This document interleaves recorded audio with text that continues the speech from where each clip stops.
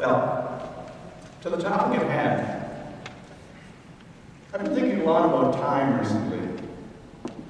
I guess it's partly at her age. A couple of days ago, my longtime friend and acquaintance, David Suzuki, had his 75th birthday. Actually, I fired him off birthday note the day before.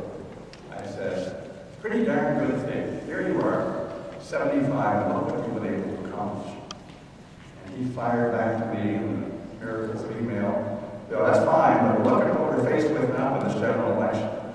We've been having an ongoing email conversation for the last couple of days about what we need to do about that. And in a way, that's what I want to talk about this morning, because in the time in which we live, we are being asked to make choices that have no historic precedent. I sort of blow hot and cold whether or not I would like to have lived at another time. But I've discovered in the last few weeks, if I lived at another time, I'd like to be talking about today. Why is that?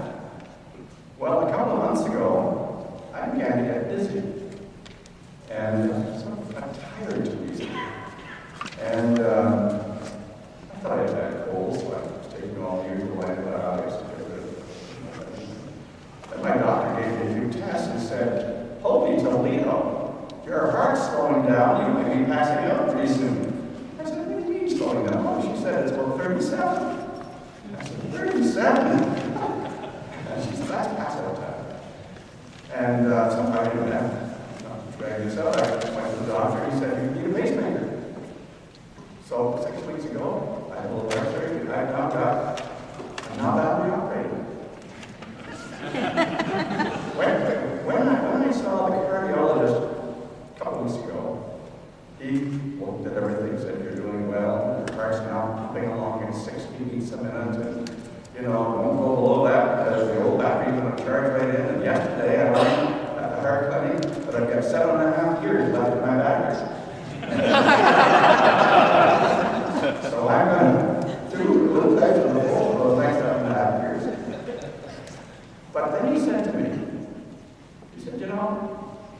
pacemakers are a big deal anymore. We do thousands, all kinds of people get pacemakers. Little kids get pacemakers who got heart problems. People all over, you get a pacemaker. But he said, the interesting thing is, if this isn't 50 or 60 years ago, you would have this slower heart rate. There wouldn't be very much left there. So, guess what? I am glad to be alive right now. But here's the dilemma in a nutshell. Ted referred to the fact that about 20 or more years ago, the first ever Standing Committee on the Environment did these reports. There were two with the stars, this one here, "No Time to Lose." The Challenge of Global Warming, October 1990. And then a year later we did Out of Balance, the Risks of Irreversible Climate Change. Now, I have to amend Ted's introduction slightly, because he mentioned that we had done a lot of early work on climate change, which is true, and that we had looked seriously at what was happening in all aspects of climate. But that's not true. We were preoccupied, even 20 years ago, with the fact that there was a rapid acceleration in greenhouse gases.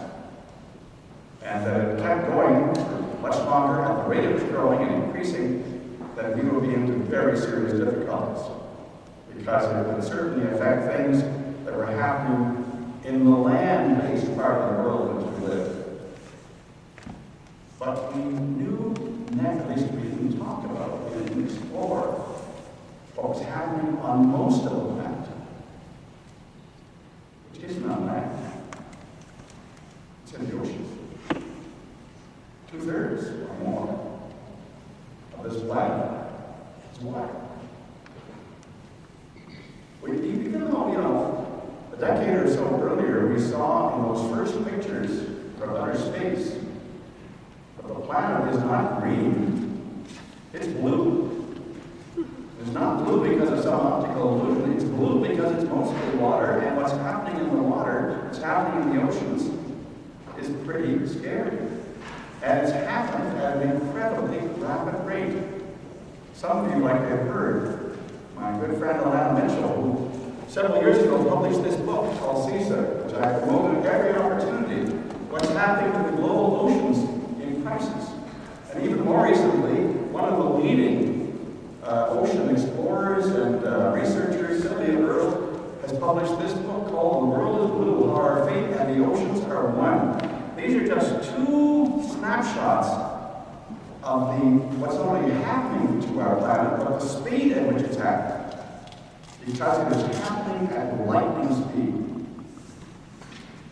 My fundamental point is that our time is up. We have to take major decisions that will move us in a dramatically different direction. Just by sheer, maybe it's coincidence, maybe it's good planning, but later today, at 8:30 tonight, in over 130 countries and 400 cities across Canada, everybody is going to turn off the lights and spend an hour thinking about what is it we really need to be doing in this fragile, water-based planet of ours. Earth hour's been around for a few years, and some people might say, well, that's sort of like a gimmicky thing. It's like, it doesn't really mean that much. Well, it can mean a lot if we see it as an opportunity to reframe who we are and where we are. And that time may not be our best friend. We cannot afford to have somebody come back 20 years later, as I am this morning, talking about detailed, elaborate reports that focus clearly on both the problem and the remedies, and then have had nothing happen. Because the tragedy will be that far too much will have happened. We're beginning to see a lot of it now with the extreme weather fluctuations. One of the outstanding witnesses that came in front of our committee more than 20 years ago was a scientist by the name of Stephen Schneider from the United States. And I still have very good memories of Stephen's presentation because he had a video at that time.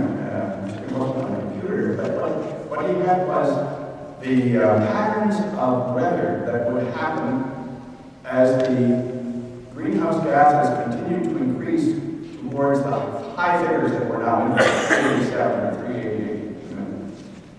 And he said the interesting thing is that the slow warming of the whole of the Earth's temperature on an average basis will not be perhaps all that significant, at least not significant in the way we would immediately sense it.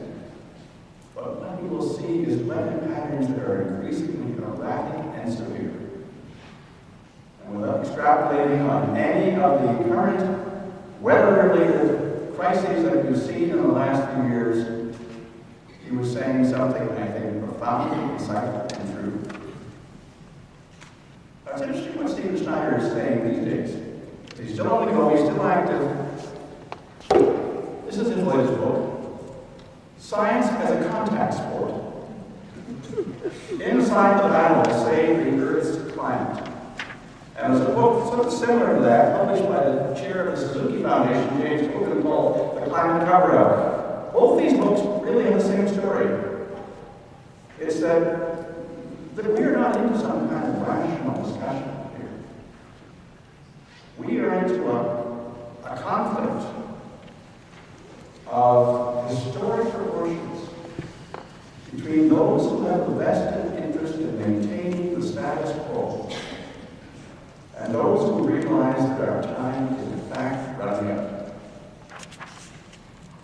That's my hope will be part of what people think about this evening during the hour from 8:30 to 9:30 around the world.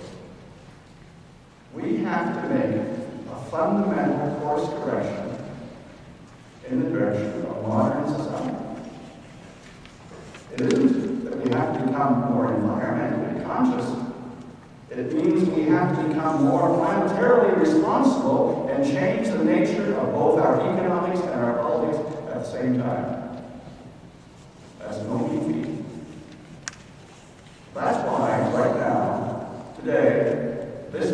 next month until like May 2nd, we need to exercise maximum responsibility for where the leadership of this country is going to take us. One of the things I've been talking to some of my friends about is whether or not we can generate a kind of campaign about a healthy future for our grandchildren. Kind of a grandparents' wish list. A kind of sense of when we vote, or when we urge our friends and our neighbors and our family members to vote, we vote not just for ourselves and our own immediate self-interest, but we vote for the future of the kids who do not yet have a vote, but who will certainly live with the consequences of our vote and the leaders we elect in early May. I think we need to say very clearly to those who are seeking elected office, the local candidates as well as the party leaders and the campaign workers, we need some commitments.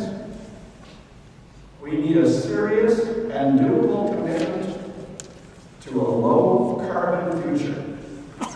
Not just a little bit of adjustment here or a little bit of refinement there, but a significant change. Some of the things that are actually being attempted in other parts of the world that seems to have totally missed us here so far in North America. We need to be concerned about having oceans which are healthy, not sewers that can be used for all the garbage that we can possibly put in them, or heat up to the point where the ice caps melt and we are flooded out all over the planet. We need a political system to achieve that which is fair, which is transparent, which has respect for those that it serves and is accountable. And we need to become citizens of an international community that is more concerned with the infinite worth of individuals wherever they are, and return, really, to our traditional role as peacemakers and peacekeepers. These are big items, but they're the kind of things we need to be discussing, debating, and urging leaders and candidates to think about over the next 35 days. Am I being political? Totally. Do I think it's important?